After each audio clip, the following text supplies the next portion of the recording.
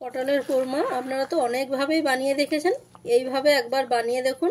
এর স্বাদটা হয় সবথেকে বেশি এই প্রসেসে রান্না করলে।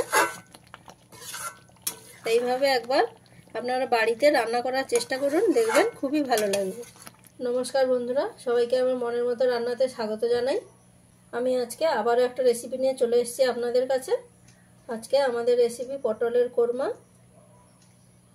আমি এই পটলের কোরমা রেসিপিটা কিভাবে বানিয়েছি আপনারা প্রথম থেকে শেষ পর্যন্ত ভিডিওটা স্কিপ না করে দেখতে থাকুন, তাহলে আপনাদের বুঝতে অনেকটা সুবিধা হবে এবং রান্নার সময় অনেকটাই হেল্প হবে। পটলের কোরমা বানানোর জন্য আমি এখানে 500 গ্রাম পটল নিয়েছি। পটলগুলোর মধ্যে আমি এইরকম হালকা হালকা খোসা রেখে দিয়েছি। এইরকম খোসা থাকলে পটলের গ্রেভির মধ্যে খুব সুন্দর একটা স্মেল আসে, সেটা খুবই ভালো লাগে। তো আমি তো এখানে খোসাটা রেখেছি, আপনারা চাইলে নাও রাখতে পারেন। এবারে একটা পেস্ট বানিয়ে নেবো, তার জন্য একটা বাটি নিয়েছি। বাটিতে দিয়ে দিলাম 1.5 চামচ পোস্ত, তার সাথে দিচ্ছি 10-15টা কাজু, অল্প কিছুটা পরিমাণ জল দিয়ে 10 থেকে 15 মিনিট আমি ভিজিয়ে রেখে দেবো।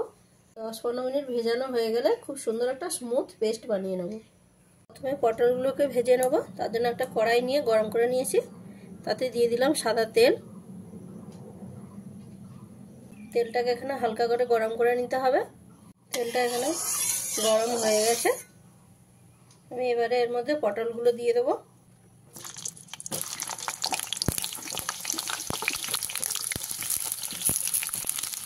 রঙের জন্য দিয়ে দেবো কিছুটা পরিমাণে হলুদ গুঁড়ো, আর দেবো কিছুটা পরিমাণে লবণ।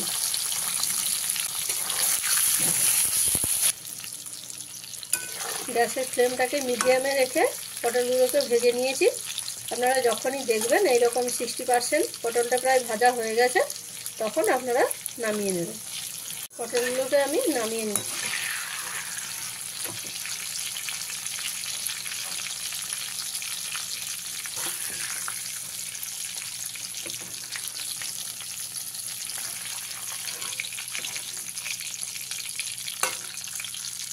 এবার ওই একই তেলে ফোড়নে দিয়ে দিচ্ছি 1/2 চামচ মৌরি, 1/2 চামচটা অল্প গোটা জিরে, 2টো তেজপাতা, 2টো শুকনো লঙ্কা, আর সব শেষে দিচ্ছি 4টে এলাচ।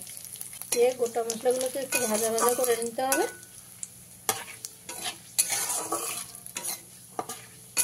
আর মশলা থেকে সুন্দর একটা স্মেল ছেড়ে দিলে এর মধ্যে দিয়ে দেবো পেঁয়াজ কুচি। আমি এখানে 3টে মিডিয়াম সাইজের পেঁয়াজ নিয়ে কুচি করে নিয়েছি। পেঁয়াজটা দিয়ে পেঁয়াজটাকে খুব ভালো করে লাল লাল করে ভেজে নিতে হবে। তো এই প্রসেসটা ফাস্ট করার জন্য আমি এখানে দিয়ে দিচ্ছি পরিমাণ মতন লবণ। লবণটা দিয়ে গ্যাসের ফ্লেমটাকে একদম হাইতে দিয়ে ভালো করে পেঁয়াজগুলো ভেজে নিতে হবে। পেঁয়াজটাকে আমি এরকম লাল লাল করে ভেজে নিয়েছি। এবারে এর মধ্যে আমি দিয়ে দেবো 2 চামচ আদা রসুন বাটা, আর ঝালের জন্য 2 চামচ কাঁচা লঙ্কা কুচি। যে যেমন ঝাল খাবেন সেই অনুপাতে আপনারা ঝালটা দিয়ে নেবেন। এবারে আদা রসুন আর কাঁচা লঙ্কাটাকে খুব ভালো করে ভেজে নিতে হবে পেঁয়াজের সঙ্গে। যতক্ষণ না আদা রসুনের কাঁচা গন্ধটা যাচ্ছে ততক্ষণ ভালো করে ভেজে নিতে হবে। আদা রসুনের পেস্টটা দিয়ে খুব ভালো করে ভেজে নিয়েছি। আদা রসুনের কাঁচা গন্ধটা চলে গেছে। এবারে এর মধ্যে দিয়ে দেবো কয়েকটা ঘরোয়া মশলা। 1 চামচ হলুদের গুঁড়ো, 1 চামচ কাশ্মীরি লঙ্কার গুঁড়ো, 1 চামচ ধনে গুঁড়ো, আর 1/2 চামচ জিরে গুঁড়ো। মশলাগুলো দিয়ে খুব ভালো করে ভেজে নিতে হবে।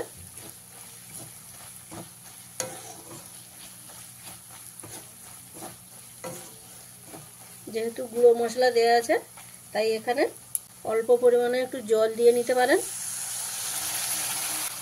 যাতে মশলাগুলো পুড়ে না যায়। তো এইভাবে সমস্ত মশলাটাকে খুব ভালো করে ভেজে নিতে হবে।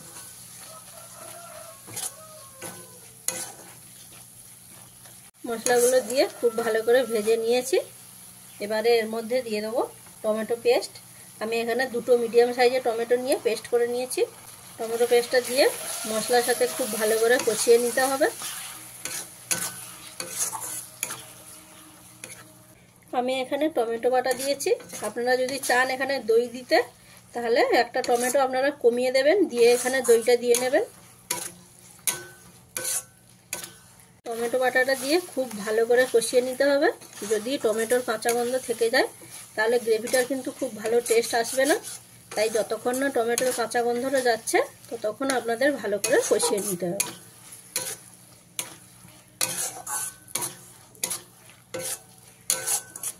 টমেটোর পেস্টটা দিয়ে খুব ভালো করে কষিয়ে নিয়েছি। টমেটোর কাঁচা গন্ধটা চলে গেছে। দেখুন মশলা থেকে তেলও ছেড়ে দিয়েছে। এবারে এর মধ্যে দিয়ে দেবো পেস্ট করে রাখা কাজু আর পোস্ত। কাজু আর পোস্তর পেস্টটা দিয়ে গ্যাসের ফ্লেমটাকে একদম লোতে করে 5 মিনিট আমি ভালো করে মশলার সাথে কষিয়ে নেব।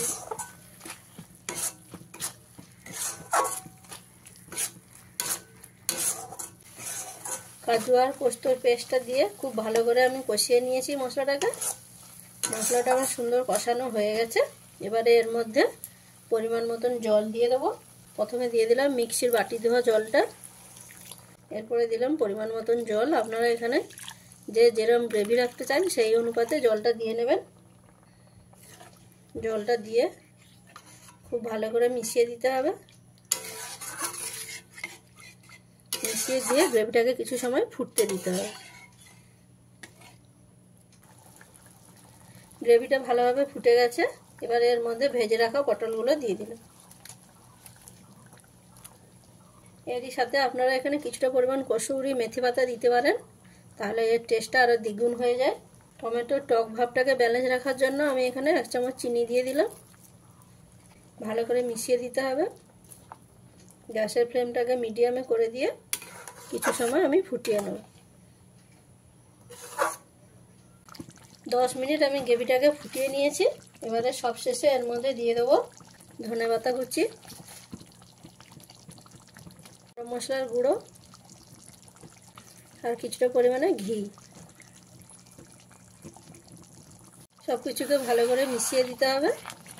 আর ভালো করে মেশানো হয়ে গেলেই আপনাদের রান্না কমপ্লিট। তো বন্ধুরা, আমি যেভাবে খুবই সিম্পলভাবে কয়েকটা ঘরোয়া মশলা দিয়ে রান্নাটা করে দেখালাম, আপনাদের অবশ্যই ভালো লাগবে। আর ভালো লাগলে চ্যানেলটিকে লাইক, কমেন্ট, শেয়ার এবং সাবস্ক্রাইব করতে ভুলবেন না। আর রেসিপিটা কেমন লাগলো আপনারা কমেন্টের মাধ্যমে জানাতে ভুলবেন না। তো বন্ধুরা, তাহলে দেখা হচ্ছে আপনাদের সাথে নতুন একটা রেসিপি নিয়ে অন্য ভিডিওতে। রান্নাটা আমার কমপ্লিট, আমি এবারে নামিয়ে নিচ্ছি।